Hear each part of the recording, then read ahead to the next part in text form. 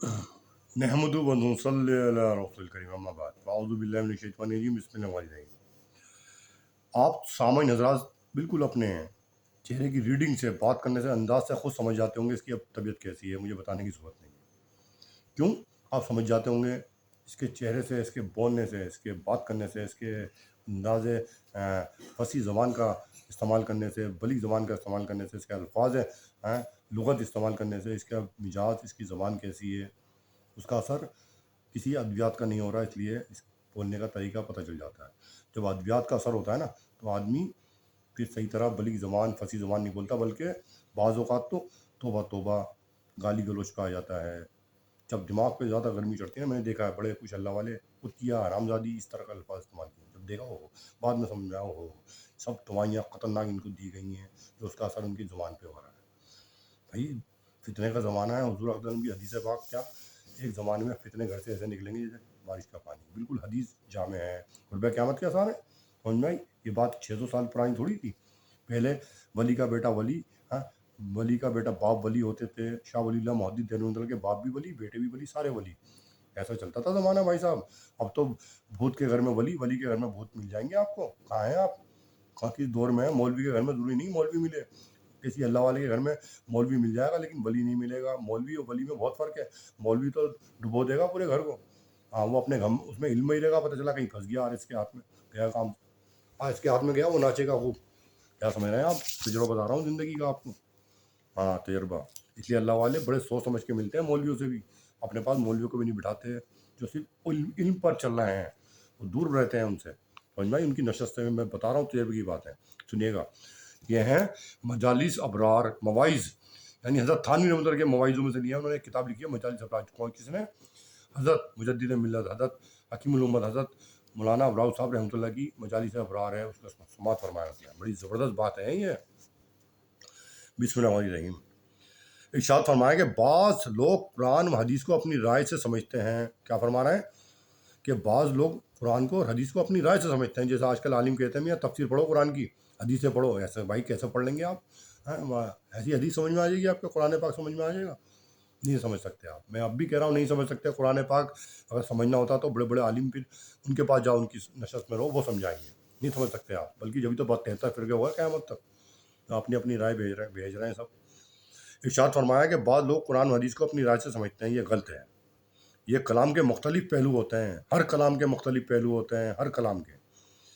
समझाते हैं तशरीह करके जब समझ में आती है, नहीं तो ऐसी बात कह दी, पता चला कोई दलील पेश कर दी, दलील का जो असल दलील है उसको समझाओ कि दलील जो आप पेश कर रहे हैं इसका मतलब क्या है। जब समझाओगे जब समझ में आएगी दलील, हाँ जी ये बात हकीकत है। समझ में आई? किसी ने कह दिया ये जहर है, हाँ, अब भाई बताओ तो सही जहर कैसे है। जब शुरू में जहर का इजाद हुआ होगा तब उन्हें पता होगी जहर क्या चीज़ होती है। समझ में आई? जब तक सबको ही पता है जहर क्या चीज़ है, कोई पी लेगा? नहीं पिएगा, क्यों? जहर की हकीकत सबको पता है।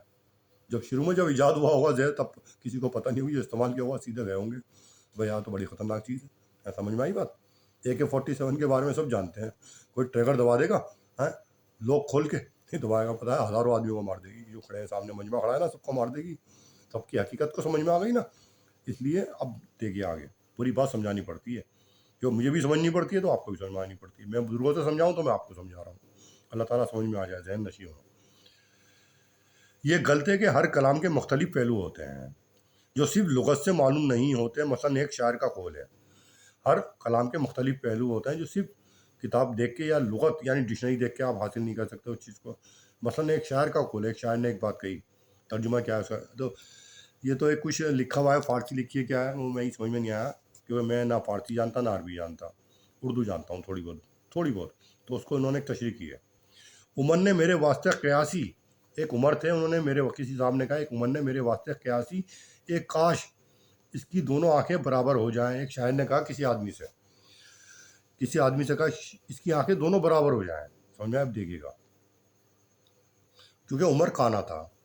उमर जो था काना था, एक आंख उसकी कानी थी। एक शायर ने क्या क्या क्या कहा उससे, बिलमुकाबिल हो गए, उसके सामने खड़े होके, रूबरू होके, मियाँ इसकी आंखें दोनों एक जैसी हो जाएं।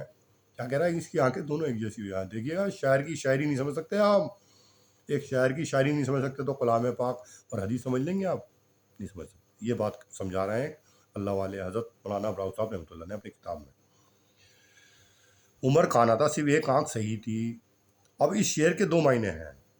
ایک شاعر نے خوش ہو کر کہا، اگر شاعر نے خوش ہو کر کہا تو ترجمہ یہ ہوگا کہ کاش اس کی خراب والی آنکھ بھی اچھی ہو جائے، یعنی اس کے معنی دو ہیں کہ اس کی دونوں آنکھیں ایک جیسی ہو جائیں۔ اگر وہ خوش ہو کر کہہ رہا ہے شاعر، اس کے دل میں بشاشت ہے، خوش ہو کے اخلاص ہے، کہہ رہا ہے اس کی دونوں آنکھیں ایک ہو جائیں، یعنی وہ چاہتا ہے دوسری آنکھ بھی صحیح ہو جائے، جو ایک صحیح ہے نا وہ بھی دوسری بھی صحیح ہو جائے۔ ایک آنکھ صحیح ہے نا، جو کانا ہے جس سے، یعنی وہ کہہ رہا ہے اس کی آنکھ دونوں ایک جیسی ہو جائے، یعنی جو کانا ہے وہ بھی صحیح ہو جائے۔ مطلب ایک اس کا صحیح معنی میں یہ لفظ ہے کہ وہ خوشی سے کہہ رہا ہے۔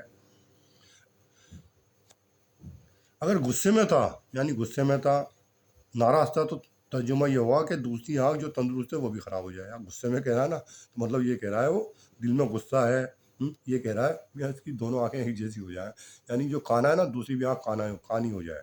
سمجھ میں آئی؟ دونوں مطلب ہو گئے، وہ بھی خراب ہو جائے۔ اب آپ بتلائیے کہ یہاں ایک معنی متعین کرنے کے لیے ہیں، کیا عقل یا لغت کافی ہو سکتی ہے؟ یعنی اس کے معنی متعین ہو جائیں گے اگر لغت اور عقل کام کر جائے گی یہاں پہ؟ نہیں، ہرگز نہیں۔ اب شاعر کے دوستوں کو تلاش کرنا پڑے گا، اب شاعر کے دوستوں کو تلاش کرنا پڑے گا کہ جب اس نے یہ شعر کہا تھا، یعنی بہرحال اس کے پیٹھ پیچھے کہا تھا عمر کے، یہاں دوستوں کو تلاش کرنا پڑے گا، یعنی جس کے سامنے کہا ہے ان کو تلاش کرنا پڑے گا۔ شاید عمر کے سامنے نہیں کہی بات، پیٹھ پیچھے کہی ہے، یہ بات ہے حقیقت۔ جبھی تو دوستوں کو تلاش کر رہے ہیں جس کے سامنے کہی ہے۔ جب اس نے شعر کہا تھا تو اس کے چہرے کا کیا رنگ تھا؟ اب دوستوں سے پوچھ رہے ہیں دوسرے آدمی، بھائی جب اس نے یہ شعر پڑھا تھا اس کا چہرے کا رنگ کیا تھا؟ چہرے کی ریڈنگ بتا دیتی ہے آدمی کس بات پہ، کس نوعیت سے سلام کر رہا ہے سامنے والے کو، مذاقاً کر رہا ہے، استہزان کر رہا ہے، یا خلوص کے ساتھ کر رہا ہے۔ اس کے حرکات سکنات بتا دیں گے اس میں خلوص ہے سلام کرنے میں، سامنے والا سمجھ جائے گا جو جس کے فراست ہے، اور جس میں فراست نہیں وہ سمجھے گا شاید خلوص سے بات کر رہا ہے۔ جس میں فراست ہوگی نا اس کے سلام کرنے کے انداز سے پتہ چل جائے گا اس کے اندر محبت ہے، نہیں تو یہ دکھاوے کے سلام کر رہا ہے۔ اس کی ایکٹنگ سے پتہ چل جائے گا، اس لیے کہتے ہیں ایکٹنگ بڑی خطرناک ہوتی ہے، ہر آدمی کسی کی ایکٹنگ کو نہیں سمجھ سکتا۔ یہ بھی ایک فن ہے اونچا، تمام باتیں سمجھانی پڑتی ہیں، دین کو ہٹا کے بھی دنیا کی باتیں بھی سمجھانی پڑتی ہیں۔ یہ میرے حضرت والا کرتے تھے، بات دین کی کرتے کرتے بھی بات دوسری سمجھاتے تھے، پھر دین کے لیے آتے تھے جو اصل موضوع چل رہا ہے۔ اب شاعر کے دوستوں کو تلاش کرنا پڑے گا، جب اس نے یہ شعر کہا تھا تو اس کے چہرے کا کیا رنگ تھا؟ غضب طاری تھا یا خوشی طاری تھی؟ تو یہ ایک شاعر کے کلام کا حال ہے، یہ ایک شاعر کے کلام کا حال ہے۔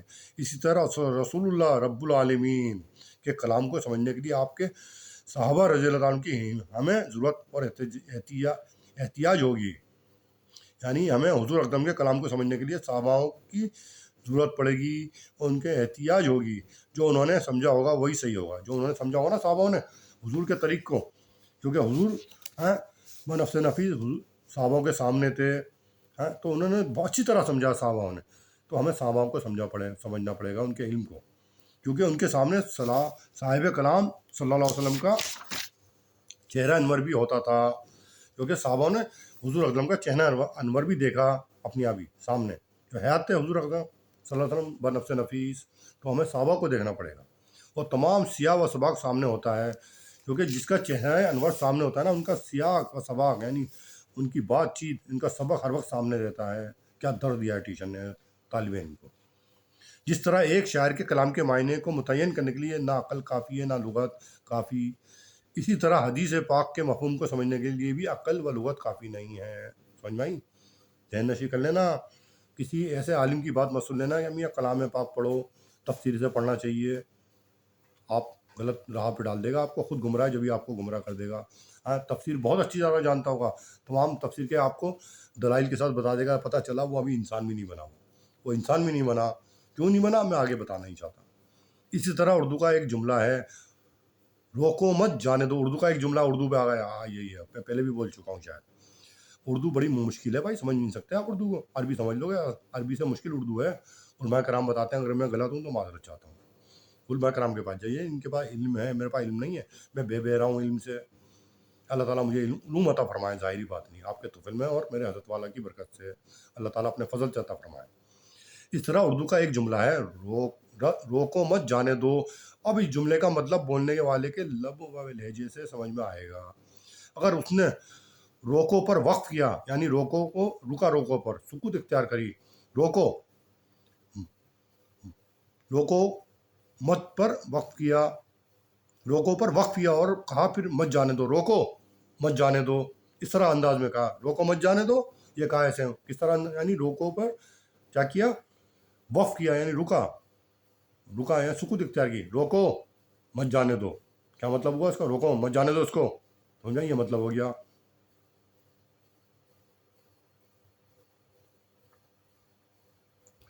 تو اس کا مطلب یہ ہوگا کہ روکو لو اور اگر روکو کو مت پر وقف کیا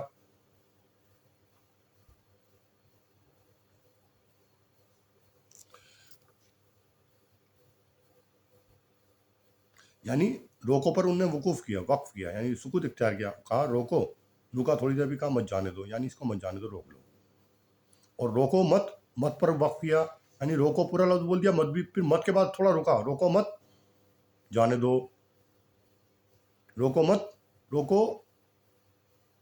مت جانے دو روکو پہ وقف کیا یعنی اس کا مطلب یہ روکو مت جانے دو روک لو اسے اور روکو کہہ کے پورا مت پر وقف کیا کیا کیا روکو مت جانے دو یعنی روک لو اس کو مت جانے دو بات سمجھ میں آ گئی حقیقت روکو پہ مت کے روکو پہ وقف کیا پھر کہا مت جانے دو یعنی روک لو اس کو اور روکو مت پر وقف کیا جانے دو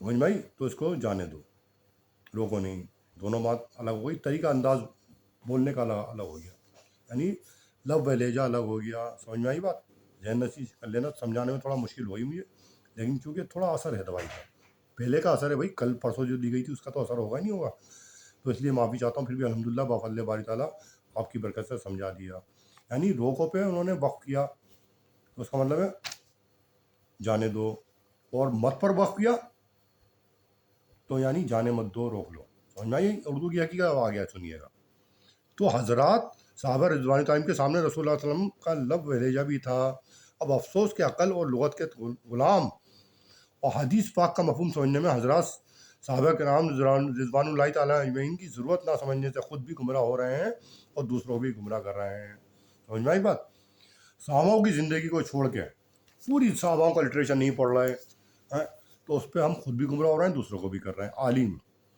بہت سی کتابیں حدیث بھی الگ لکھ دی گئیں بڑی بڑی کتابیں الگ لکھ دی گئیں کچھ علماء نے الگ لکھ دی گئیں ان کتابوں کو پڑھ کے آگے بڑھ رہے ہیں کتاب کو بھی دیکھنے سے پہلے دیکھنے نہیں چاہیے کس کی لکھی ہوئی گئی ہے میرے حضرت والا کہتے تھے کتاب کو دیکھ کے پڑھنا چاہیے کس کی لکھی ہوئی گئی اب اس کو بتانے کے لیے بڑے بڑے عالم اچھے ان کے پاس جانا پڑے گا ہماری اتنی عقل نہیں کہ ہم کتاب کی تجویز بھی کر لیں کہ کون سی کتاب پڑھنی ہے اس کا انتخاب بھی کر لیں کہ ہم ناکارہ ہیں سمجھ میں آئی بات حضرت صحابہ رضی اللہ تعالیٰ عنہما کی طرف رجوع کرنا اپنی جدت پسندی کی توہین سمجھتے ہیں حالانکہ ہر پرانی چیز خراب نہیں ہوتی پرانے چاولوں کو پا نہیں سکتے نئے چاول پکا لو ان سے خشکا پک نہیں سکتی بریانی سمجھ میں آئی اب دوسری حدیث ہے دیکھیے نیکیاں برائی کو مٹا دیتی ہیں لیکن اس سے مراد یہ ہے کہ صغیرہ گناہ معاف ہو جاتے ہیں کبائر مراد نہیں یعنی نیکیاں گناہوں کو مٹا دیتی ہیں اس سے صغیرہ گناہ یعنی چھوٹے گناہ معاف ہو جاتے ہیں نیکیاں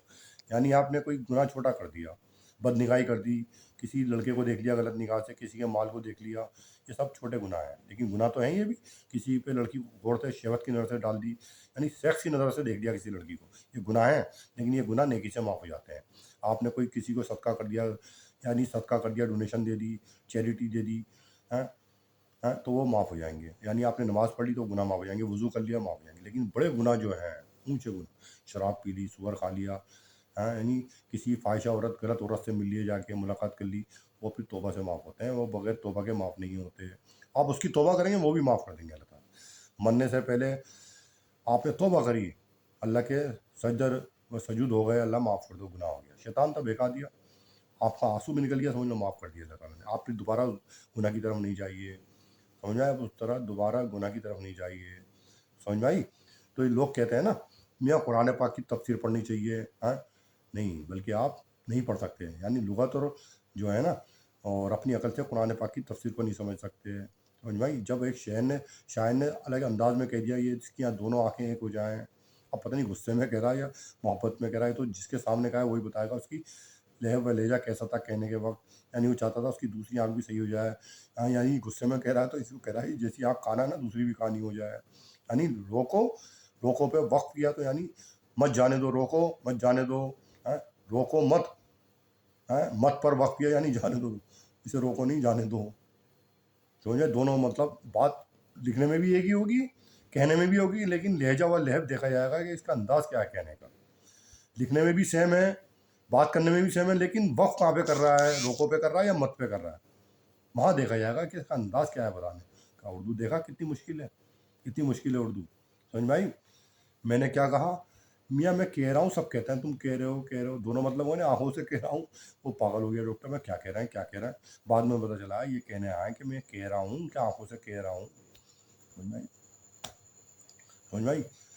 मत मारो, मैंने कहा एक जगह शहर में अपने मत मारो, पुलिस वाले घबरा गए, सब पकड़ के बर्खास्त कर दिया। मैं इतना मारा है, बार बार कह रहा है मत मारो, मत मारो। कहने का अल्फाज अल्फाज में भी अलग है तर्जुमा, और लिखने में भी अलग है, लेकिन वो समझा कुछ रहा है। मत मारो कह रहा मैं माँ के बारे में सोच सोच के रो रहा हूँ, मैं घर छोड़ आया हूँ मियाँ, मत मारो माँ, मत रो, मत मारो, मत अम्मा रो, मैं आ रहा हूँ। वो समझ रहा है ये कह रहा मत मारो मत मारो। समझ में आई बात? तो अल्लाह ताला का इल्म है ये, अल्लाह ताला का इल्म है। ये हर आदमी के फसी ज़बान है, इसको हर आदमी नहीं समझ सकता। इसलिए आलिम हमेशा तकरीर, उलमा के कराम आलिमाना इस्तेमाल करते थे लफ्ज़ फसी ज़बान। जब जोहला होते थे तो उनके सामने भी जाहिलाना तकरीर करते थे, वहाँ पर फसी ज़बान और लुग़त वाली ज़बान इस्तेमाल नहीं करते थे। जब मजलिस एक आम मजलिस थी, जब आलिम की मजलिस होती थी तो बड़े बड़े आलिम उस्ताद फिर वो लफ्ज़ इस्तेमाल करते थे जो उनके समझ में आ जाएँ, क्योंकि वहाँ सारे आलिम बैठे हुए थे, आलिमाना मिजाज से फिर बाद उनसे बात करते थे। समझ में आई? जब किसी को समझाना होता है ना, उसके मिजाज को, मुखातिब को देख के अपने कलाम को रखा जाता है। अगर सामने मुखातिब, जिससे आप मुखातिब हो रहे हैं और वो पढ़ा लिखा है, तो आप फसी और बलीग ज़बान इस्तेमाल करेंगे, उसके मियार को देख के, उसके किरदार को देख के, उसकी इल्म को देख के। और सामने वाला गांव वाला है, बिल्कुल देहाती है, तो फिर आप देहाती अल्फाज में और गांव की बोली में उसको समझाएंगे, जल्दी समझ जाएगा, बहुत जल्दी समझ जाएगा। ऐसा समझेगा समझ लो बस, क्या कहूँ। जैसे तंदुरुस्त आदमी को भागो तो तेज दौड़ने लगता है ना, ऐसा दौड़ेगा। और एक कमज़ोर से कहोगे दौड़ लेगा, बुढ़े से को दौड़ लेगा, नहीं दौड़ेगा। और मरीज से को दौड़ लेगा, वो खड़ा ही हो जाए तो बहुत बड़ी बात है। समझ में आई बात? ये है। अल्लाह ताला ये बात आपके जहन नशी करें और उस पर अमल पैरा होने की तौफीक आर्ज़ानी से नवाजें, और मरते दम तक आपको सबात अल ईमान और सेहत व तंदुरुस्ती के साथ, आपके तवज्जो में मुझे भी सबात अल ईमान, मरते दम तक सेहत व तंदुरुस्ती के साथ अता फरमाए अल्लाह ताला गैब से, और अल्लाह ताला गैरों को हिदायत कामिला अता फरमाए। आमीन सुम्मा आमीन। व आखिर दावाना अल्हम्दुलिल्लाह।